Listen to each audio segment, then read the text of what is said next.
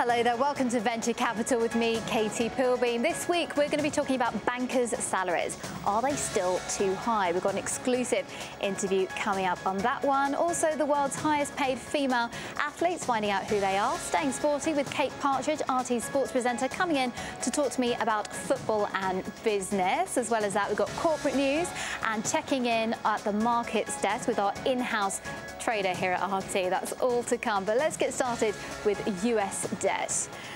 Because the official figure of $16 trillion seemed worryingly high, but according to a study by the University of California, America's debt is actually 4 times higher at $70 trillion.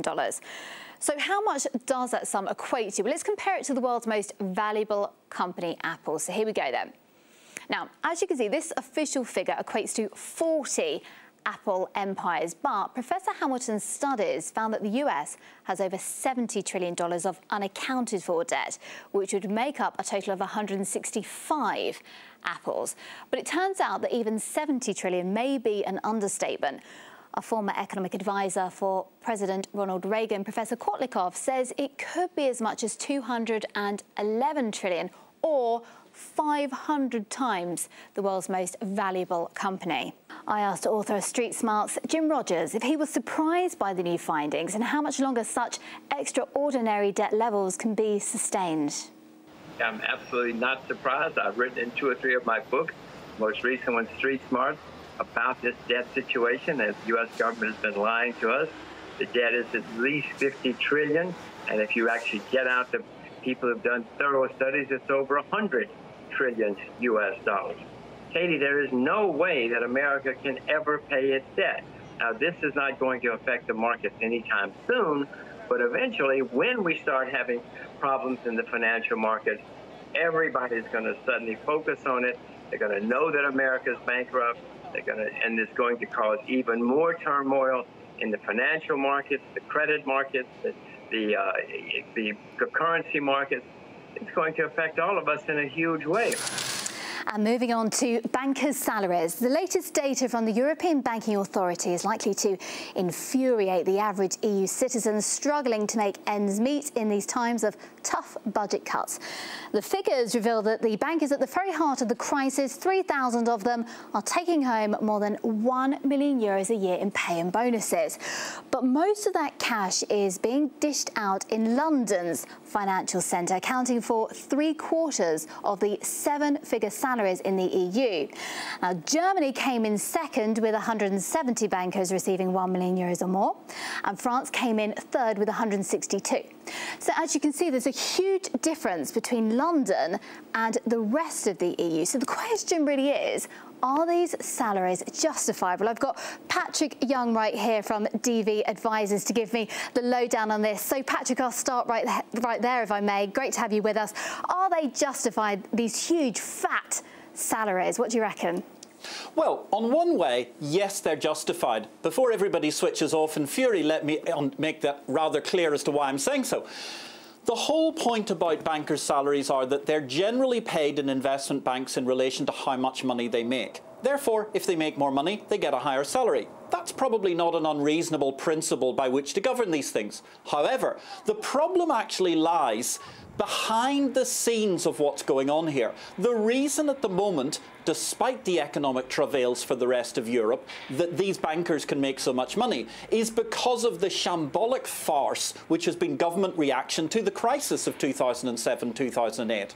First of all, we had the whole situation where governments refused to let banks go bankrupt. That was ridiculous. All of a sudden, banks became part of the government firmament effectively. Second of all, we had a situation where the central bankers, many of them former bankers themselves, such as the recent arrival Mr. Carney as the head of the Bank of England, these people, the central bankers, have simply gone on for the last 5 years with a frankly insane policy of handing over money. They call it quantitative easing. They give away assets free, money free to the banks, and they say, there, go and help yourselves. use this money in order to manage to rebuild your balance sheets. So the result is they don't lend it to ordinary people, they don't lend it to entrepreneurs. Instead, they take something they've been given for free, they make a lot of money out of it, and of course, because of the rationale of bankers' bonuses, because they're making a lot of money, they get large bonuses. What about the bonus cap then? Do you think that's going to work at all, that's going to be introduced in London? Is that the answer? Oh, look. I mean, this is just an absolutely farcical example of regulators trying to do something to justify their political masters who've already managed to mess the whole thing up. No, they won't work. We don't have bonus caps on footballers, yet they get €100,000 a week for kicking an inflated pig's bladder around a lawn. Why not? Because it's capitalism. People should be allowed to earn what ultimately they can manage to make in profit. That's a very reasonable and sensible assertion by which they can all end up paying more taxation and ultimately then helping government. No, bonus caps simply will not work. All they will do is drive business out of the EU. They'll go to somewhere like Moscow, where they've got a very enlightened tax regime and a growing financial centre. Patrick Young from DV Advisors, thank you very much indeed for your time today. Very much appreciated. Russia's controversial economic amnesty law has been back in focus this week. The bill means that former oil tycoon Mikhail Khodorkovsky and his business partner Platon Lebedev are serving a 9-year sentence for fraud and tax evasion charges and will now be released from prison 2 months early. Some of the economic crimes that qualify for amnesty include business fraud, money laundering and tax evasion. This new law has been embraced by the business community, seen as a step towards making Russia more investor-friendly. And now time for some corporate news. The owner of Russia's biggest aluminium producer, Rusal, Oleg Deripaska, is closing factories across Russia and may ask the government for another bailout. Cellular provider Megafon buys 4G operator ScarTel for $1.2 billion. And this week, Russia's biggest carrier, Aeroflot, made the top 5 list of leading airlines in Europe by revenue. And now it's time to check in at our markets desk. We're going to find out what's been happening to the Russian markets, what's been moving and shaking this week. We've got our very own RT News presenter, Sean Thomas. I've been very generous, haven't we, Sean? We're giving you $10,000 to go trading with, an amateur trader. But this is serious business. What have you been up to? Tell us all about it. How's the experience going? Well, Katie, there's good news and bad news. As you mentioned, I am an amateur, so I kind of went about this from a news approach or a common sense approach. And I figured, what do people need? What do they need in this world? And metal, that's one thing that makes everything go round, from aluminum cans to parts for computers. So I kind of took a dive because I went with Rusal, the world's largest aluminum company. And you talked about Oleg Deripaska a little bit there before. And it tanked down 70%. So not very good at all. But I'm holding faith because the metals are rallying. In fact, Deripaska was out in Vladivostok this week, and he talked about looking to the east for the direction of the market. China, a big buyer of metals, their production is up. So I'm looking to metals. I'm going to have some faith in Deripaska here. But there was also some good news because I looked at the grid companies because everybody needs power, right? Mm-hmm. I mean, in fact, our television station wouldn't run without electricity. True. So I looked at the grid companies. They're up quite a bit, or at least doing okay. So while I took a bath with metals, I did okay with some of the grid companies this week. Okay, good stuff. So a mixed bag going on. Next week, you don't have the excuse of being a beginner in all of this. So we want to know what is up your sleeve. What have you got plans? What are you going to be tackling? Right, indeed. Okay, again, from a common sense approach, I was looking at the banks and the central bank basically not changing lending rates. So I'm thinking the financials might be one way to look at that. And whenever the financials are steady, that means oil is going to do well, at least in my mind. So I'm going to be looking at some oil. And then also cell phones, right? You have one, I have one, we all have one. People just live off of these things. And so on this news about Megafon purchasing ScarTel, I'm expecting that to do good things. So I'm going to go for some cell phone action for the coming week. You do that. Sean Thomas, thank you so much indeed for that. And checking in next week, we want results. So the pressure's on, all right? Okay, Sean Thomas just there. Okay, moving on.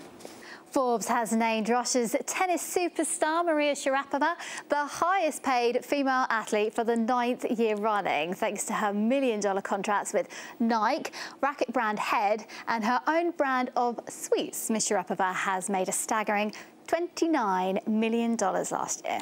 Despite being the world's #1 tennis player, Serena Williams of the USA came in second in the cash stakes with a cool $20.5 million. And fellow tennis players made up 3rd and 4th place, with China's Li Na with an $18.2 million pay and Victoria Azarenka of Belarus with $15.7 million. The 5th place went to a female racing champion, Danica Patrick. Just there. Gorgeous women, girl power, we like it. Now, moving on, staying with sports, the billionaire owner of Russia's most expensive football club, Anzhi, is planning to slash the budget by 2/3. Mr. Solomon Kerimov, Russia's 19th richest man with a fortune of $7 billion, is planning to sell some of the world's top players to achieve his goal. And as you can see, the stars, they do not come cheap. Now, this is a change of tact for Mr. Kerimov, who splashed out more than $180 million last season. Now, one of the reasons for his belt tightening could be down to the fact that his potash empire, Uralkali, recently took a battering on the stock market, dropping 20% after the collapse of the world's biggest cartel fell through. So for more on what's behind these cuts and the implications on the sporty side of thing, I've got the fairy lady just here, Kate Partridge, our sports host. Tell me, what do you make of these cuts then, Kate? Hello then, Katie. Well, first of all, gone are the days when Anzhi hit the headlines by signing big-name players like Samuel Eto'o and Willian. That seems to be all over. And it's not just no longer big signings, it also means wage cuts. So all these big earners, they'll be going. Samuel Eto'o earns a reported $10 to $20 million a year. And it's not just the big-name foreigners that will be going as well, it's also Russians. The Russian football system means there's a quota, and you have to have 4 Russians on the pitch at any one time. This pushes up the prices of the Russians and their wages, so they've got to go too. So 3 internationals, they've already left Anzhi. So if you don't have established players, where do you get your team from? So the emphasis now is going to be on youth investment, youth development. As part of the Anzhi project, Mr. Kerimov said, we're going to put money in local players, in local Dagestan players, and encourage them. And they could also be returning to Dagestan, because currently all Anzhi's players live and work and train in Moscow and fly to Makhachkala, some 800 miles away, for their home matches. This looks like that could be at an end as everybody goes local. Well, just having, I mean, I'm not an expert, as I say, but just looking at the league table and the stats, the goals and all of that, even with all these millions, they haven't done particularly well, have they? Well, that's only really so far this season. When the announcement came in, 4 games had gone so far, 2 defeats, 2 draws, 2 points from a possible 12, 8 points adrift from the top already, 4th bottom. However, there's a tendency to look at Anzhi and Suleiman Kerimov and compare him with Roman Abramovich and Chelsea.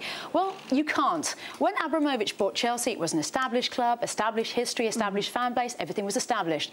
Anzhi wasn't. And let's face it, last year, they were title contenders for the first part of the season. They ended up coming 3rd. They're in the Europa League for 2 years running. Pretty impressive for a small club. And now they have Gaji Gajiev coming back, experienced coach, to steady the ship from Kliya Sovetov. It's going to be an interesting season for us, but also for Anzhi. Kate Partridge, thank you very much indeed for your time. And that's it for this week's edition of Venture Capital. You can join me same place, same time next week. Have a great one. Goodbye.